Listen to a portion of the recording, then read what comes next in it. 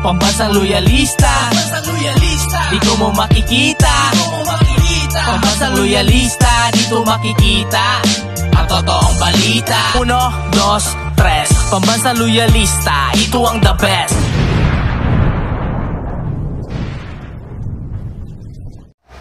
Masayang araw po, mga ka-PL. Hindi na po nakatiis si Vice President Sara Duterte. Humingi na po ng tulong o saklolo sa madlang people para huwag lamang po mahati o tuluyang masira ang pagkakaisa na isinusulong ni Pangulong Bongbong Marcos at ni Vice President Sara Duterte. Dahil aniya, mga ka-PL, merong isang bigating puwersa ang humahati sa pagkakaisang isinusulong ni Pangulo at ng pangalawang Pangulo. Sino kaya ito, mga ka-PL, ang nais hatiin o sirain ang pagkakaisa? Ito po ang balita. Basahin ko, pero bago ko po simulan, makikisuyo sa mga hindi pa po nakasubscribe. Baka naman. At paki-click na rin ang notification bell para updated po kayo sa lahat ng upload. At huwag nyo pong kalimutan, palike naman po sa video. Maraming salamat. Makikisuyo lang. Ito na, basahin ko na po, mga ka-PL. Sara, pasaklolo sa mga Pinoy. Ayan. Pinas, hinahati ng bigating puwersa. Bigating puwersa. Parang pangmulto lang ang datingan. Multo sa Malacanang. Pero aswang sa... Ayoko na lang po sabihin. Baka may magalit na naman po. Okay? Ipinahiwatig ni Vice President Sara Duterte na may puwersang humahati sa pagkakaisa ng mga Pilipino. Hindi na naawa, hindi pa nahabag sa Pangulo itong nais humati sa pagkakaisa ng madlang people. Isinusulong siyempre ng ating Pangulo at ng ating pangalawang Pangulo nung sila ay nangangampanya pa lamang noong 2022 na magkaisa tayong lahat para sa mas madaling pag-unlad ng ating bansa. Hindi kasi nila nauunawaan, mga ka-PL, ang malakas na kapangyarihan kung mayroon lang sanang pagkakaisa. Hindi nila naiintindihan Pangulo at ang pangalawang Pangulo nagkaisa. Senado, Kongreso, LGUs, hanggang sa mga barangay level, kung lahat lang ay magkakaisa. Unang-unang masasagasaan ho dyan ay ang korupsyon. Kaso, may mga tao po na ganid sa salapi, ganid sa kapangyarihan, walang pakialam sa pagkakaisa, ang sa kanila lamang mapuno itong malalim nilang bulsa. Hindi po iniintindi tayong mga nasa baba. Tragis na yan, binanggit ito ni Duterte nang magbigay ng mensahe sa mga Pilipino para sa paggunita ng undas. Ngayon, dito na po tayo sa pangalawang sinabi ng pangalawang Pangulo, mga ka-PL. Kasi ito po ang mas malapit dito sa title na binabasa natin.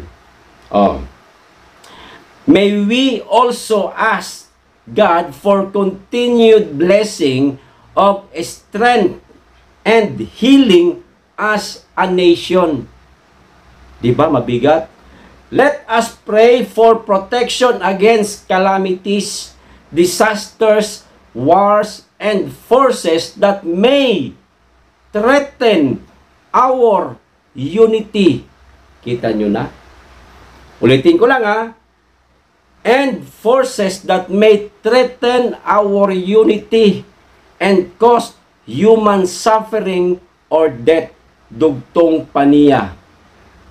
Diba? Ang Pangulo gusto ng pagkakaisa. Ang pangalawang Pangulo gusto rin po ng pagkakaisa.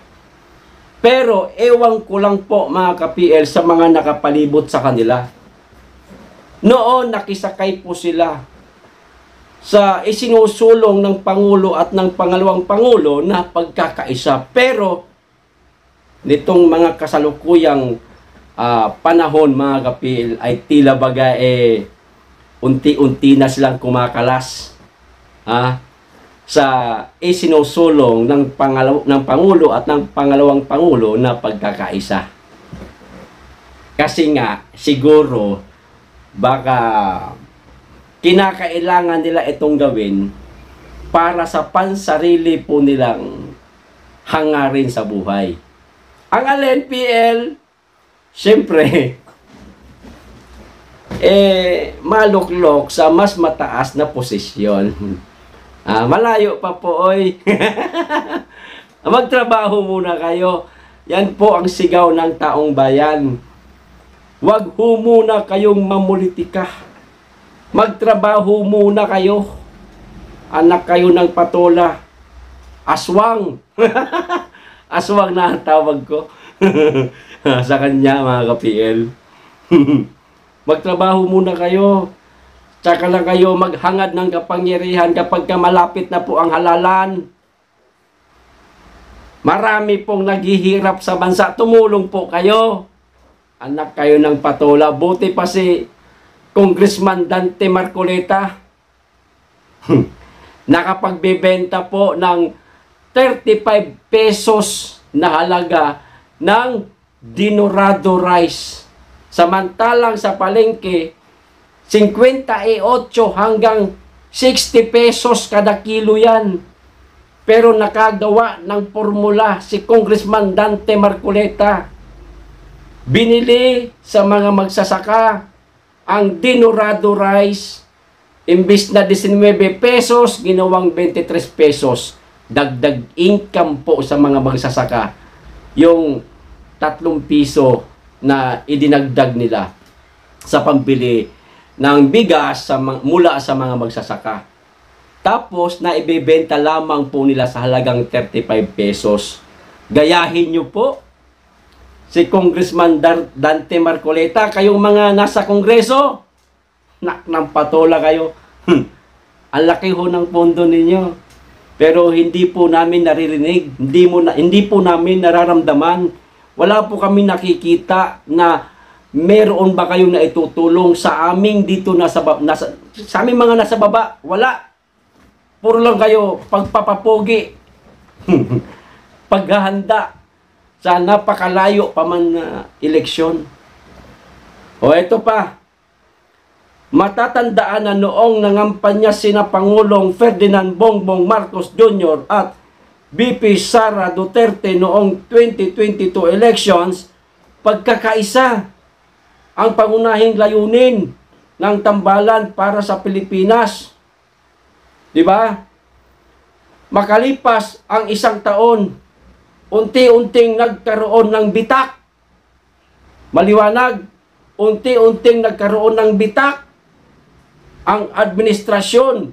Una ay nang tanggalin si dating Pangulo at Pampanga Representative Gloria Macapagal Arroyo bilang Senior Deputy Speaker ng Kamara de Representantes na sinundan ng pagbibitiw ni Duterte sa lakas CMD. Si Tambaloslos, lakas CMD. Si BP Sara, lakas CMD. Si Gloria Macapagal Arroyo, lakas CMD. Bakit kinakailangan kayo magkabitak-bitak?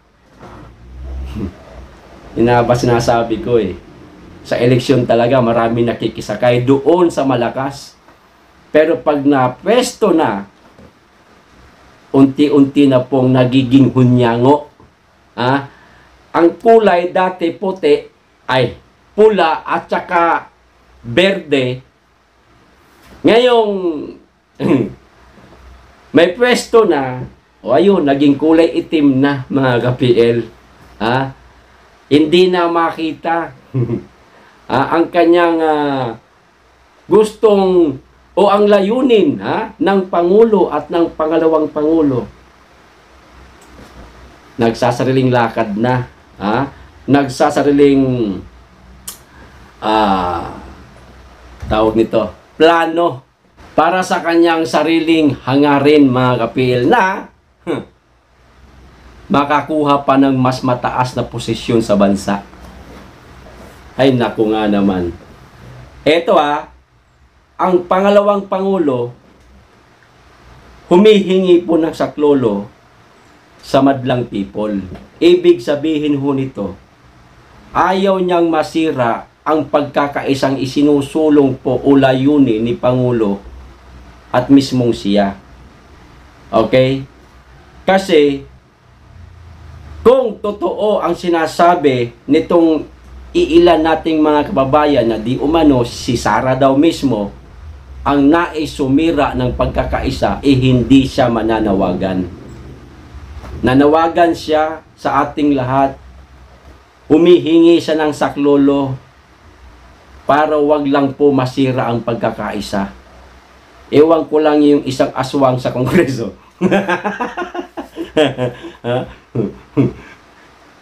Sa ibang tao po siya humihingi ng saklolo. Sa mga vlogger lang. Kasi para pabanguhin po yung yung pangalan. Baka lang baka hindi tayo sigurado.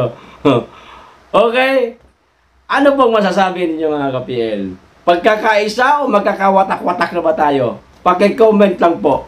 Hanggang dito lang. Maraming salamat sa inyong lahat. Mag-iingat kayong lagi. Be blessed.